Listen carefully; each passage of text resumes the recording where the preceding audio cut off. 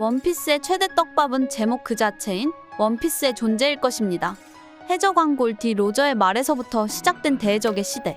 그리고 원피스를 향한 모험은 루피를 해적왕의 길로 이끌었죠. 그리고 현재는 루피는 태양의 신 니카로 발돋움해 가고 있고, 이무라는 존재는 작품의 세계관에서 최대의 흑막으로 존재합니다. 이번 컨텐츠에서는 이무의 존재와 오로성과의 관계, 그리고 악마의 열매의 진실에 대해 이야기해보려 하는데요. 먼저 최근 오로성이었던 세턴성은 분노한 이무에 의해 늙어가며 검은 화염에 고통스러워하다 해골만 남겨졌습니다. 이는 오로성으로서 최초의 죽음으로 많은 충격을 가져다 주었는데요. 이 장면을 통해 개인적으론 이무와 오로성은 악마와 그 계약자의 관계라고 보여집니다. 사실 이무의 악마설은 여러 컨텐츠를 통해 공개된 적이 있었습니다만, 오로성이 세계귀족 위에 군림하며 특별한 능력을 부여받은 이유에 대해선 아직까지 의문에 쌓여있죠. 먼저 오로성은 악마? 즉, 이무와의 계약을 통해 강력한 힘과 불로, 즉 늦지 않게 된 것으로 판단됩니다. 이는 세턴성을 통해 확인할 수 있는데요.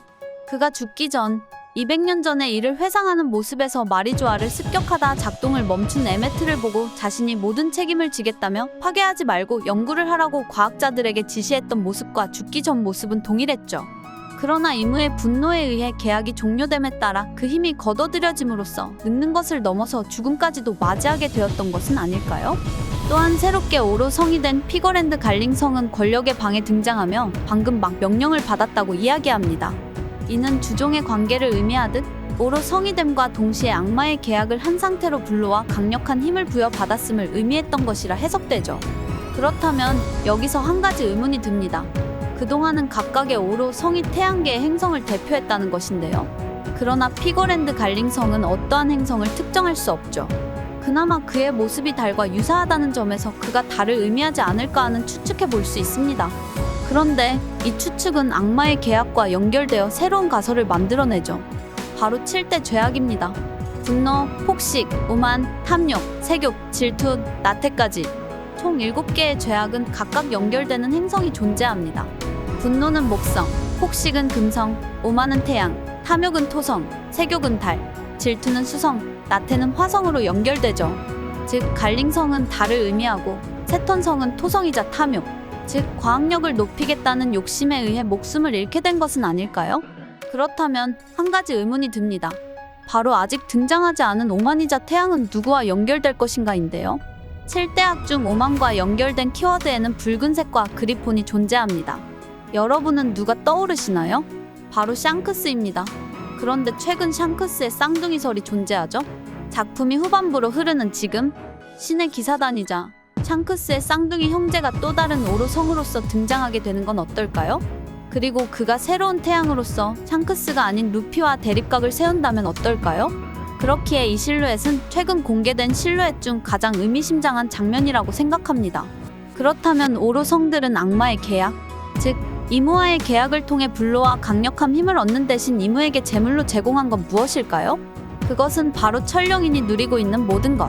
재물, 지위, 권리, 권한은 물론 이후 이야기할 이무의 모티브라 생각되는 악마에게서 볼 수 있는 근본적 본성, 즉 성적 도착증까지 만족시키기 위한 모든 행동을 정치의 영역으로 제공했던 것은 아닐까요? 800년 전 알라바스타 왕국을 다스렸던 여왕이자 최초의 20인 중 마리조아로 이주하는 것을 거부했던 유일한 왕 네펠탈리 릴리에 대한 관계에 가까운 소유욕, 그리고 릴리에서 이어진 걸로 보여지는 그 후손인 비비에 대한 집착까지. 이 모든 행동은 앞서 언급한 성 도착증에 의한 것이라 생각합니다. 그렇기에 이제 중요한 것은 이무의 존재일 텐데요. 이미 이무의 악마설은 많은 이야기가 진전되고 있죠. 결론적으로 말하자면 이무의 악마설의 모티브는 여러 악마 중 바포메트에서 시작되었다고 생각합니다.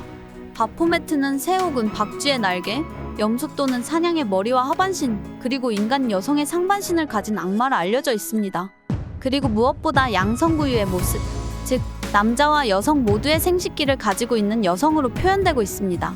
그리고 이러한 모습으로 여성에 대한 집착을 보여주죠. 최근 애니메이션에서 공개된 이무의 육성은 중성적인 보이스를 보여줍니다. 따라서 그의 성별은 작품 속에서 매우 중요한 요소라고 판단하기에 오다나 제작자 모두 이러한 결과를 만들어낸 것이 아닐까요? 그리고 정복하지 못한 릴리에 대한 집착은 비비에게까지 이어진 것은 아닐까요? 한편 이무의 바포메트 모티브설은 고대 문명과도 이어집니다. 바포메트는 소피아, 즉 지혜의 암호라는 이야기도 존재하는데 이 지혜가 초고대 문명의 유산이라는 비약적인 주장도 존재하죠.